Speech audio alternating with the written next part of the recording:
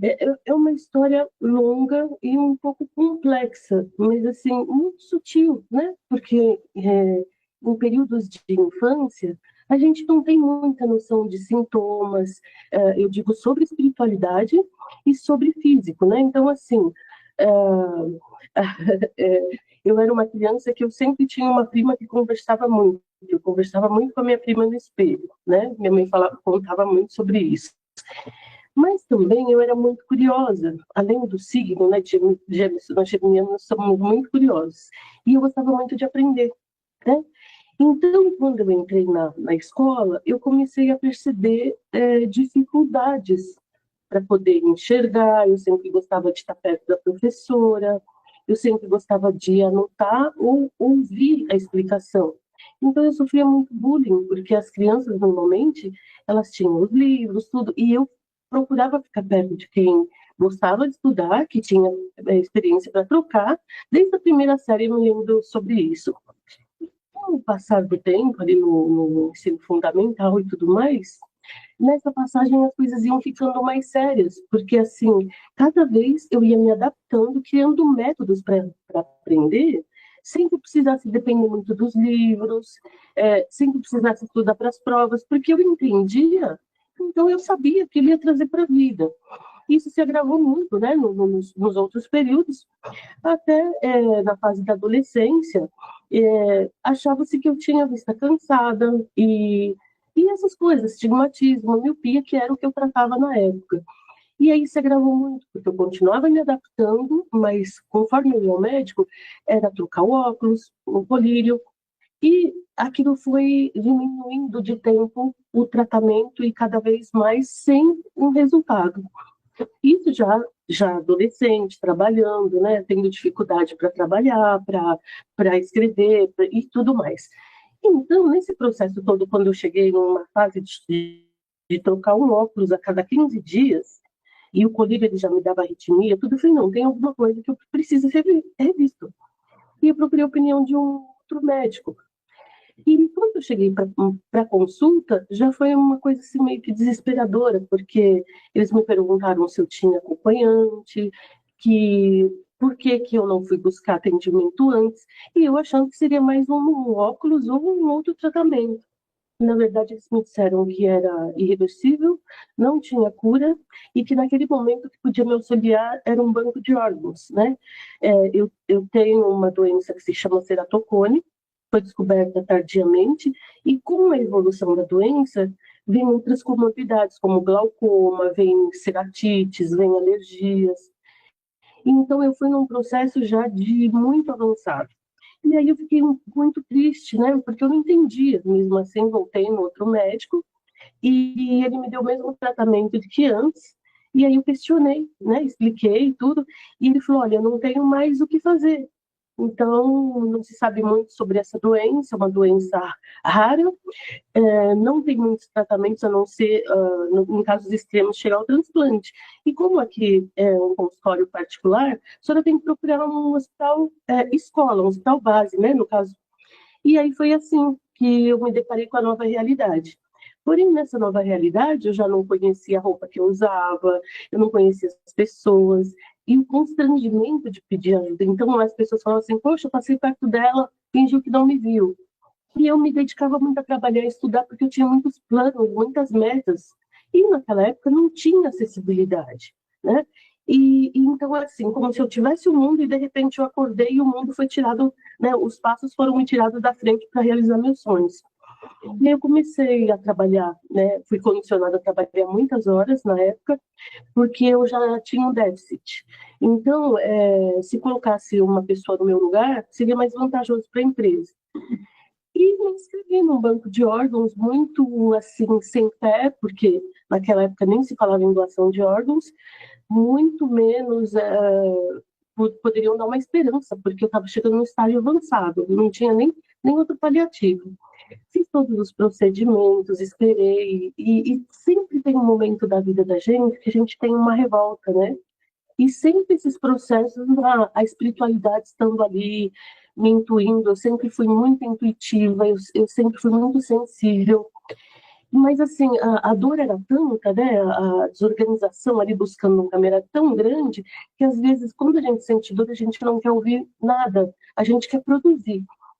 E um dia eu senti muita tristeza quando eu vi na época o noticiário dizia assim, são 100 mil pessoas em São Paulo ou no Brasil precisando de um órgão, transplante de córnea não tem previsão, precisa compatibilidade, e a ficha não tinha caído porque assim, a gente precisa de compatibilidade, a gente precisa de ter um recurso, a gente precisa de toda uma estrutura para passar por um transplante.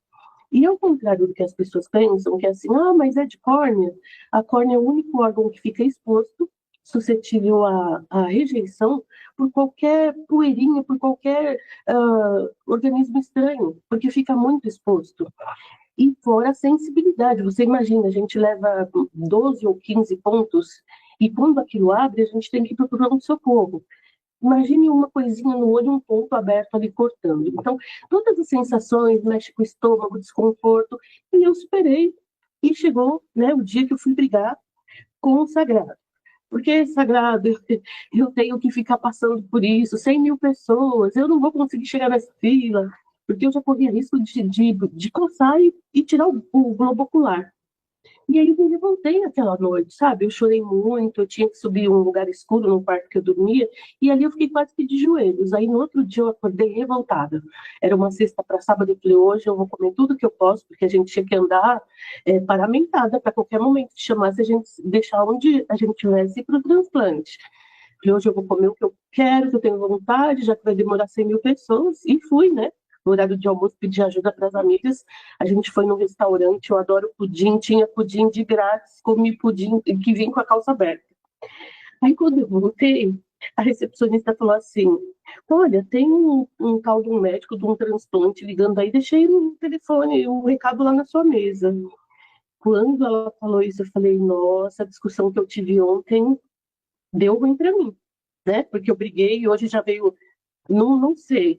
E aí eu tinha deixado tudo em casa, precisei me deslocar, e tem horas, você tem um prazo para chegar para não perder o órgão. E aí já foi aquela gritaria, aquela confusão, na época não tinha Uber, tive que ir de táxi, cheguei lá, já comecei, né, pensando, falei, não vai dar certo, porque eu fui muito má, pela primeira vez eu discuti, eu questionei. E ali foi o primeiro encontro sério, assim, porque quando me internaram, né, no caso minha mãe, minha tia, tudo, eu já vi, né, o médico falou, você não está em jejum, então a gente vai ter que te deixar esperando.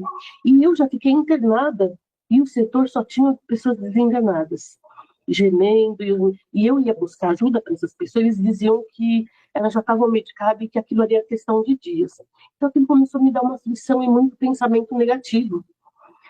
Então, uma enfermeira veio e falou assim: olha, senta ali que a gente está preparando para você ir para o centro cirúrgico.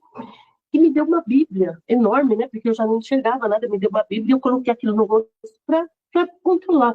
E eu lembro assim, que já não vendo nada, eu abri a Bíblia e eu li assim: tu pedistes e pela minha mão tu estivestes, fazer por merecer. Então, foi o primeiro, né? Falei, nossa, é verdade, eu pedi, eu questionei, e eu tive no outro dia.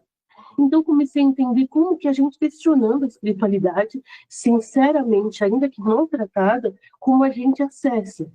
E aí foi um processo, né? Eu fiz o transplante, já veio o processo de um coma breve, mas o coma ele é assim, a gente ouve, a gente sente, a gente só não se comunica, né? E ali começava um processo doloroso, porque eu tinha que voltar a trabalhar, porque eu achava que o transplante curava. E só depois que a gente transplanta, eles dizem que é um tratamento para a vida, medicações contínuas, e naquela época a gente tinha que pagar até a preservação do órgão. Imagine a medicação, né? Imunossupressores. E aí eu tive que sair seria um repouso de 6 meses num quarto escuro, com toda a medicação, tudo. E eu não poderia, porque eu não teria como manter o tratamento afastada do meu trabalho.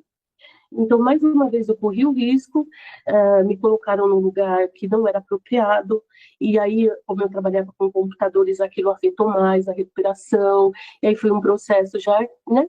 A cirurgia em si ficou muito bonita, mas o processo de recuperação, ele foi muito conturbado.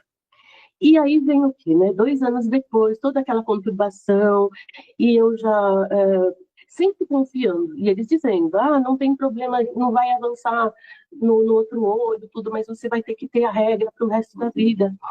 E quando a gente faz esses tipos de tratamentos, exames, tudo, a gente tem que fazer todos os exames para não correr nenhum risco de perda do órgão, de rejeição, não pode, tem que estar tudo alinhadinho. E de repente, 2 anos depois, o que acontece? Nina vai levar a irmã no médico, né? Porque a irmã não estava bem, tudo. E aí a Nina começa a sentir mal, todos os pontos do transplante começaram a abrir 2 anos depois, que era muito cedo, né? O organismo vai rejeitando. Eu falei, já estou aqui mesmo, numa sala de pronto-socorro. Aí o médico, né, que me atendeu, disse assim, olha, para os pontos da senhora estarem abrindo, só pode ser uma razão, a senhora está grávida. Eu olhei para ele e falei, olha, doutor, eu fiz todos os exames garantindo que eu não posso engravidar, e justamente pela segurança, tal, não sei o que. Ele falou assim, então, vamos fazer o seguinte, vamos ali, tem uma sala de ultrassom, né? Você vai passar pela médica especializada, e a gente vai fazer um exame, nem vou colher exame de sangue, porque a título de imediato. Quando eu entrei nessa sala, tranquila, né? Fui relaxada. Aí a médica dizia assim, aqui é o coraçãozinho, essa luzinha piscando, e eu assim, coraçãozinho, luzinha. Ela falou assim, olha, e pelas medidas que eu estou previamente fazendo aqui, é uma criança de aproximadamente 6 meses de gestação. Então eu falei assim, mais um milagre. Por quê? A gente, os médicos, as pessoas transplantadas sabem que toma aquelas medicações pesadas para a vida. E uma pessoa grávida, ela não pode tomar nenhum medicamento sem orientação médica.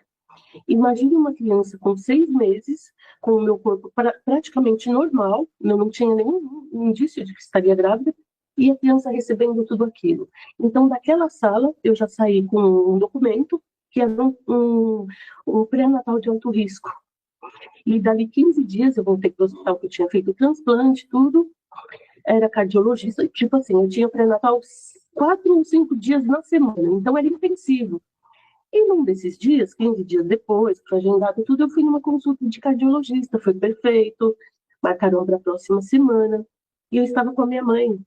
E aí eu falei assim, mãe, parece que eu tô nervosa.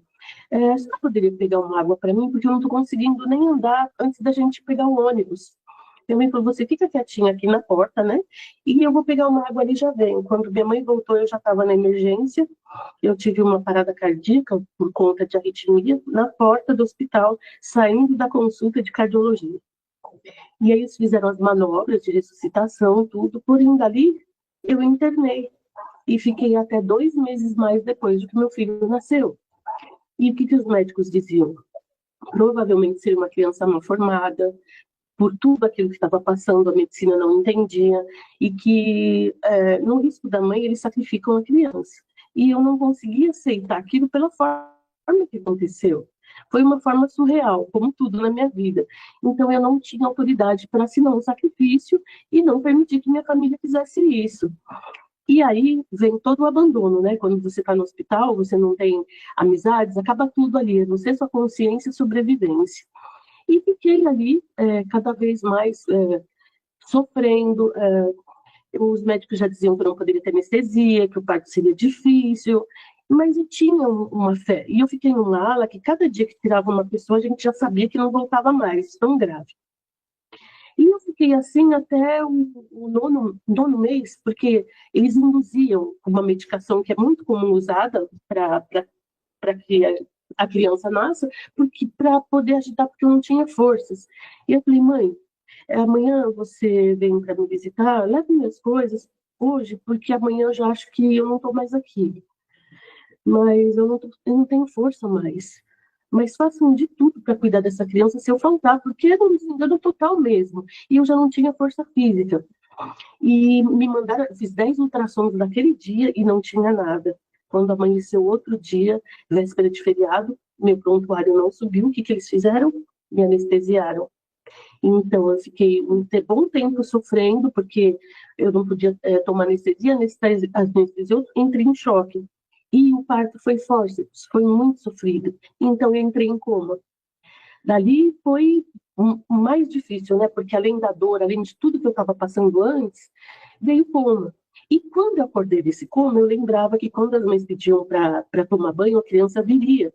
E se reuniam muitos médicos, psicólogos e um bercinho vazio. E eu tinha muita curiosidade para saber. Aí elas vieram, porque eu tinha propensão de ter uma menina. Todos os exames, mais de 20 exames, não vi o coração, ele não tinha sinal vital, mas era uma menina, que era um exame muito potente na época que via tudo. Cadê minha menina? Quando eu acordei, eles me disseram que era um menino e que ele estava sendo alimentado durante todo esse tempo e que, em vista de tudo que sofreu, ele nasceu muito bem. E aí eu pedi para tomar banho para ver a criança, porque quando a gente toma banho, tudo, né, eu levo, a gente vê a criança. Aí me levaram na cadeira de roda, quando a água bateu na minha cabeça, eu voltei para coma, porque deu um choque ali. E ali eu tinha um motivo para sobreviver, uma criança que era um anjo para cuidar, porque eu já andava muito desmotivada com tudo, eu não tinha uma razão, né? E aí quando eu saí do hospital, a gente descobriu que a gente não tinha para onde voltar, porque eu já estava dada como desenganada, tudo, e eu tive que recomeçar e parar um pouco o meu tratamento, porque ele nasceu como um milagre. Eu passei por um milagre, mas ele tinha sequelas das desfibrilações, de todas as manobras que eu passei. Então, o coração dele nasceu de forma diferente, precisava de um cuidado. Graças a Deus, criou bem, homem, saudável, tudo. Mas foi uma luta de ressignificar e ter que voltar a fazer meu tratamento agora na fase adulta, porque a gente sempre prioriza os filhos, né? Principalmente quando é criança. E aí eu pensando que eu já tinha passado por todas as coisas, né? Milagre e tal, coma, superação, porque a cegueira, ela foi evoluindo e eu tentando me adaptar. Eu sempre fui muito adaptativa. E aí chegou uma época em 2012, quando dizem que o mundo acabou, né? Em 2012 eu tive uma febre por um período e ninguém justificava se era dengue, o que era. Eu sei que eu passei tipo desenganada na cama sem me mover e de repente eu comecei a levantar. E nesse levantar, 15 dias depois, novamente eu colapsei. Aí eu tive um problema renal, tive uma série de coisas. E eu tenho uma amiga que é uma amiga, eu costumo dizer que eu devo ser um aborto que ela fez noutra vida, porque ela nunca me abandonou e está comigo até hoje nessa jornada. E ela foi comigo e a médica falou: olha, se não ligar para um hospital de referência, não tem o que fazer, porque a gente não está sabendo e colapsou. Coração, está entrando em falência. Talvez por conta da febre, né? E eu já tinha o problema cardíaco. E dali então fui parar no outro hospital de base, a gente foi para acampar, época de Natal, tudo. E, a princípio, eu fui tratada com artrite, com doença autoimune, porque são doenças que precisam ser descartadas para ter um diagnóstico. E é muito difícil encontrar e definir uma doença autoimune, porque os processos e sintomas são muito parecidos. E aí, fazendo tudo isso, tomando medicação pesada até hoje, tramadol, essas coisas todas, né? E nada. Aí vem a Covid, né? Precisava ver mais nada, veio a Covid, a orientação é para a gente ficar em casa, porque não se sabia o que fazer, e foi bem no auge, 2020, eu por, por um acaso, minha irmã foi fazer um teste de Covid, porque a empresa solicitou ela e as pessoas que moravam ou tivessem contato. E nós fomos detectadas com Covid. E mesmo as pessoas, os médicos, não acreditando que eu passaria pela Covid, naquele período que estava todo mundo indo embora e tudo, então eles não acreditavam, mas foi confirmado e eu já estava num processo meu organismo estava se autodefendendo. E o da minha irmã ainda estava no processo inflamatório. E aí, naquela época também, você curou? Ótimo, então vai para casa, tudo bem, amor, vai vivendo. Porque não tinha o que fazer, não se sabia. E eu sempre brinco, digo assim, parece que devolveram a alma, o corpo trocado, porque eu não me reconhecia. Né? Então, assim, e dali eu comecei a sentir um cansaço extremo, uma parecia que eu existia, né? Uma sensação de desligamento profundo. Mas eu continuei. E então eu comecei a questionar o médico, que eu não era mesmo. Ele falava, é ansiedade, é todo esse processo que a gente está vivendo na pandemia. E cada vez mais caindo, desmaiando, até que eu conversei com outro médico do mesmo hospital de base, Porque quando eu fui me trocar, eu não percebi. Aí meu filho falou, mãe, você perdeu muito peso e tem um nódulo na sua clavícula. E eu falei, doutor, o senhor consegue ver se tem um nódulo? Porque eu não tenho sensibilidade nas mãos para sentir. Quando ele viu esse nódulo, ele me pediu exames de imagem. E essas imagens, elas foram decisivas, né? Porque elas apareciam linfonodos generalizados no meu abdômen inteiro, do pescoço até a barriga. Então, o susto foi, aquilo poderia ser algo muito grave, terminal, sem tempo para nada, ou aquilo poderia ser uma infecção, uma inflamação que meu corpo não combateu, e meu corpo, o meu pulmão, né, com exames mais detalhados, né, porque aí ele já, com um comprometimento maior, todos os órgãos, mas pulmão e coração, eles estavam excessivamente comprometidos, por isso o cansaço. Aí eles me pediram um exame específico, que é um escaneamento do corpo inteiro, e ali eles já disseram, você volta imediatamente, só perguntaram o que eu senti, eu confirmei, mas eles não me disseram a gravidade, só falaram que encontraram até cristais no meu pulmão, para ter uma ideia, e fibrose. Então, o que eu tinha, tipo assim, na verdade, eles nem sabiam se eu sobreviveria até chegar o resultado do exame por conta daquela situação. E isso foi, tipo assim, esse processo todo, no 2020, 2019, 2020, 2021, já estava passando por isso.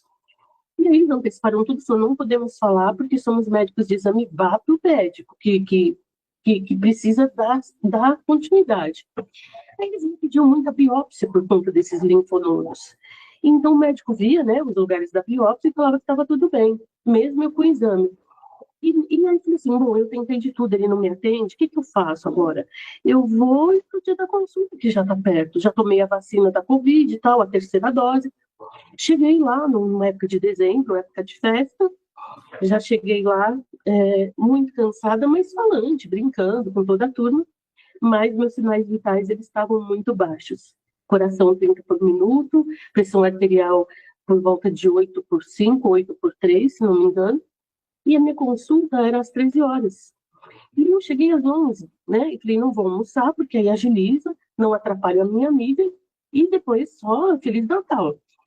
Pois é, das 13 horas ele vinha e dizia, tô vendo o prontuário, tô vendo isso, tô indo ali. Me chamou às 17 horas. E eu cansada, mas ali firme, né? Eu queria água, queria banheiro, mas queria ir embora. E quando ele me chamou, eu estava com a antecipação dos exames na mão, e falei, doutor, eu tenho os exames aqui que eu tentei encaixe, não consegui. Ele falou, não, eu passei a tarde inteira vendo seu prontuário, porque é muito extenso e tá tudo perfeito. Tá tudo normal, eu vou imprimir suas receitas, aí a gente vai de férias, vou marcar pro ano que vem. E eu ficava assim, né, confusa, né? Eu olhava para minha amiga, né, na direção dela, sem entender. E aí ele falou assim, a senhora pode esperar lá fora, que eu vou imprimir as receitas. Quando ele falou isso, eu falava, eu não consigo levantar, doutor, não consigo. Aliás, eu cheguei aqui, é, meu coração estava a 30 por minuto, tudo, e eu estou esperando chamar. Porque para mim, eu fui tão acostumada a resistir à dor, a ser questionada, que para mim, aquilo vai chegar a minha hora, eu vou ser atendida e não, né, sabe assim? E outra, quando a gente está nessa situação, desse processo de colapso, a gente não tem um raciocínio assim, né? A gente vai ficar muito lenta. Então, quando eu falei isso, ele já tirou a máscara, né? Pegou o meu pulso, depois ele pegou o estetoscópio, daí eu vi ele tirando o jaleco, e ele falou, olha, eu tenho que te pedir um eletro, mas todo mundo já foi embora, porque passou muito do horário para eu te chamar. Eu falei, não entendi. Aí então eu fui para o pronto-socorro fazer um eletro, e doida para tomar água e sair dali, né? E vamos embora, porque lá vem o horário de pico. Aí eu falei para a doutora, posso ir tomar água e no banheiro? Ela falou, você não pode se mexer. E eu olhei para minha amiga, se eu não posso me mexer. Vieram os dois, ela falou, doutor, provavelmente o coração dela começou em curto-circuito na parte da manhã. E durante esse período, olha a situação que está. Provavelmente, a hora que esse sangue, os enzimas, tipo cortisol, essas coisas, eles baixarem, vai ser um corpo duro. Aí quando ele falou assim, eu vi que ele se desesperou, até então eu estava me arrastando e indo para todo lado. E colocaram numa cadeira de rodas e me levaram para um monte de túnel, uns lugares assim, e eu olhando para minha amiga e pensando na receita, né? Ó, transplantada, né? com várias situações para tomar medicação. Não tem remédio amanhã, o que eu faço? Pensando, né? E olhando para ela, você me chegou lá e eu questionei, né? Quando ele chegou, o doutor me deixou numa recepção, eu falei, doutor, o senhor falou que ia me entregar a receita, mas o senhor não errou minha consulta, como eu faço? Ele simplesmente virou e falou assim, você não entendeu que você está morta? E que você não precisa se preocupar, porque aqui eles só vão fazer o cumprimento de um protocolo. Não tem mais que se preocupar com isso. Ele simplesmente se evadiu do local. No que ele se evadiu do local, já eram aproximadamente 18 horas. Não conseguiam me levar para a UTI, porque a minha consulta ficou em aberta no outro prédio. Então, eu que saí para ir para uma consulta normal de rotina, fiquei agonizando até aquele momento, e aí precisava de uma pessoa, de alguém da família para internar, no caso meu filho, porque a minha amiga ela não poderia fazer isso. A gente foi para uma consulta e não para um procedimento. Aí meu filho trabalhando na faculdade, chegou quase meia-noite. E aí eu não aguentei o processo, porque eu já cheguei agonizando. E os médicos que me receberam, mesmo sem poder me internar, eles traziam os equipamentos e me atendiam ali naquele local e eles choravam, eles faziam de tudo. E teve uma hora que eu não suportei, porque eles diziam assim, olha, neuropatia, o sangue está se concentrando no abdômen porque o coração já não tem função. E está preservando, mas a gente não tem tempo. E eu lembro que eu ouvi isso.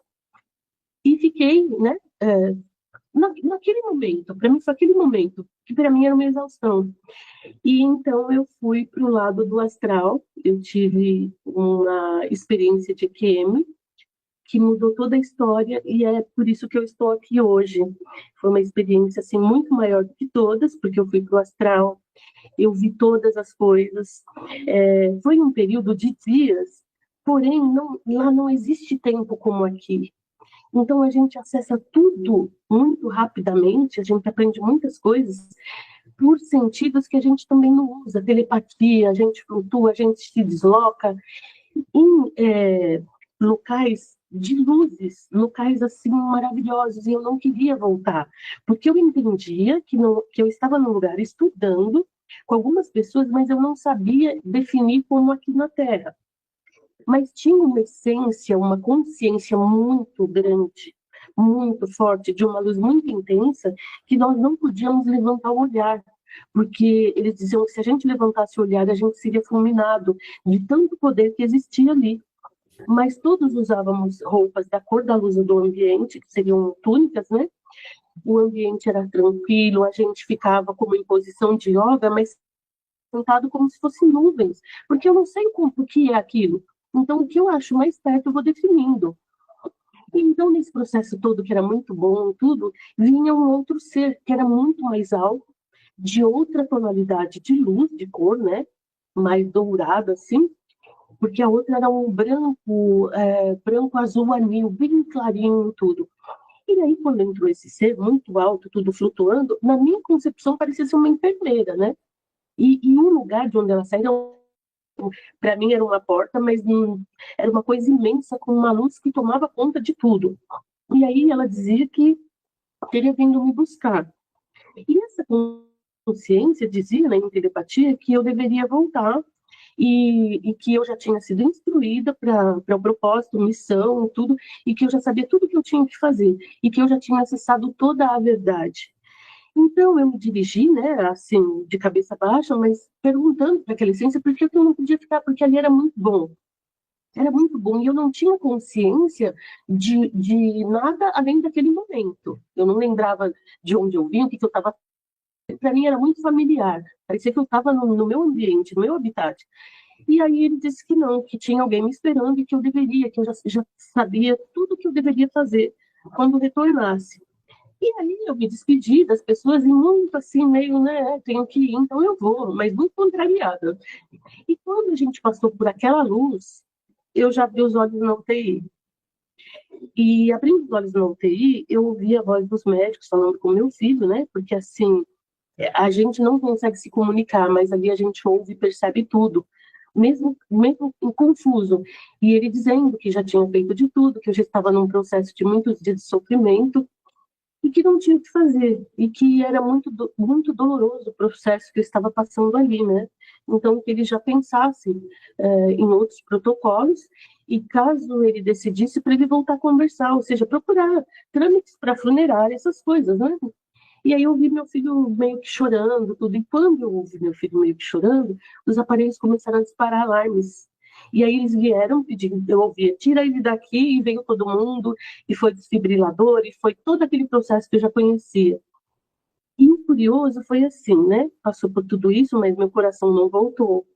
E aí vem a hora de trazer psiquiatras, psicólogas, toda a equipe médica, para ver, saber quem eu sou, o que você está fazendo aqui, para ver, porque como faltou oxigenação nas extremidades, pelo prazo que eu fiquei exposta, agonizando, então previa-se que isso tivesse atingido o meu cérebro, porque atingiu muito as minhas pernas, mais os meus olhos. Então, eles já ali já disseram que eu era um milagre, porque eu tinha passado por uma situação de morte súbita, né?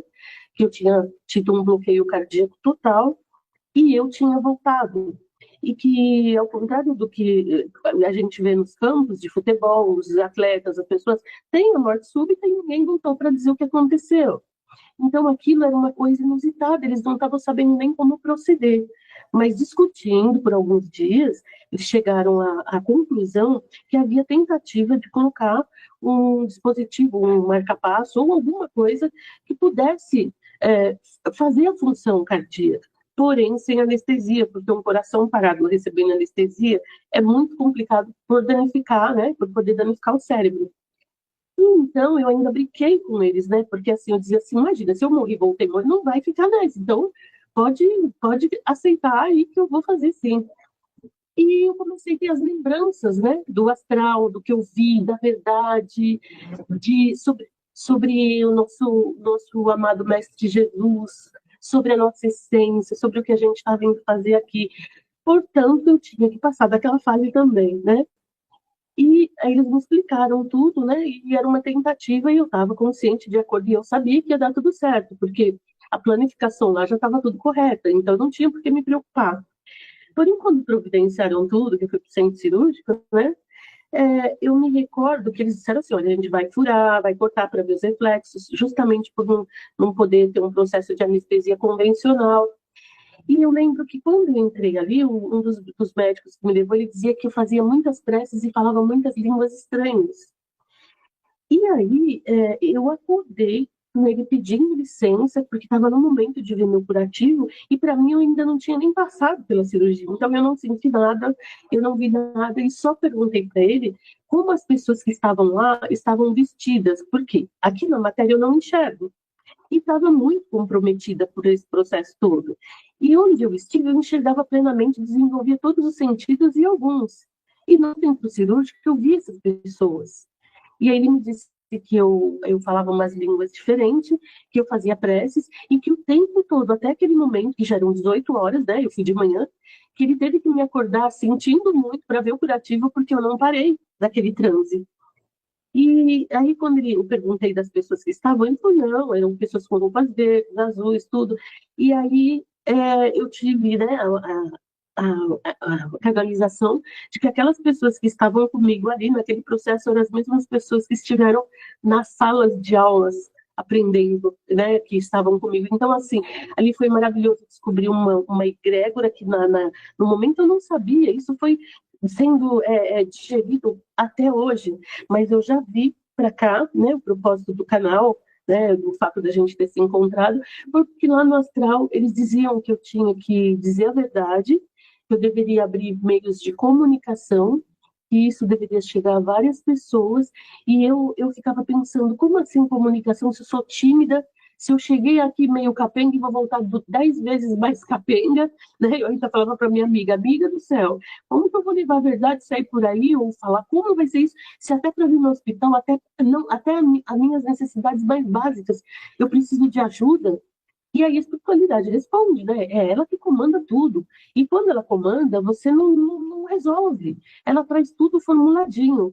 E passei por isso, né? E ouvia lá do astral também, e as psicólogas que falavam que eu não tinha tido nenhuma função cerebral perdida, falavam, até ela está pronta, é só ela ir para a internet. E eu ficava, o que eu vou fazer na internet?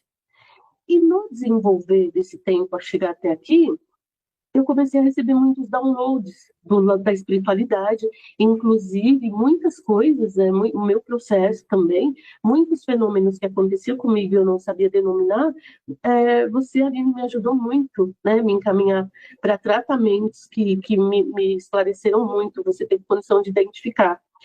E veio a ideia do canal, né, para ser um meio para falar a verdade, para trazer as informações que estão chegando, que são muitas, e vinham canalizando. Então, muitas vezes eu estava adormecendo e vinha o nome, por exemplo, do canal, ou uma mensagem. Foi sendo construído aos poucos. E há uns meses atrás, eu falei, não é hora, porque eles disseram agora que tem que ir e as coisas vão acontecer de forma que isso vai despertar muitas consciências. Então eu comecei a perceber que eu já era uma pessoa muito sensível, mas era muito contida, porque eu tinha muito, assim, problema com a religião. Existiam alguns fatores que me punham medo, que me limitava, que viam aquilo não como uma coisa de luz. Então eu me fechava muito, mas eu sempre tive uma visão dimensional diferente, uma assertividade que chegava até a me assustar. E depois dessa experiência de morte, isso se potencializou de uma forma que eu acho que até você poderia explicar sobre a dimensionalidade e tudo. E aí eles mesmo, através de confirmações que a gente recebe aqui, pelos tratamentos que a gente tem acesso, e vão revelando, né, o que a gente passou.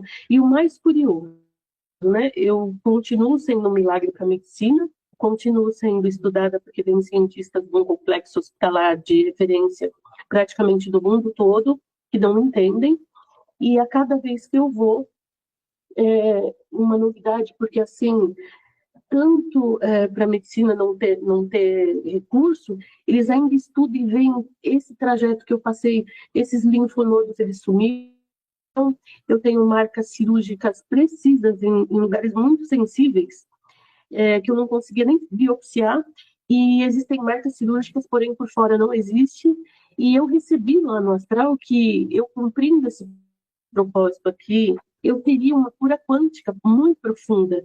E isso já foi detectado aqui também. Então, é um processo, assim, maravilhoso. Eu não me sentia merecedora. Até porque são coisas muito fora do nosso alcance, do nosso entendimento.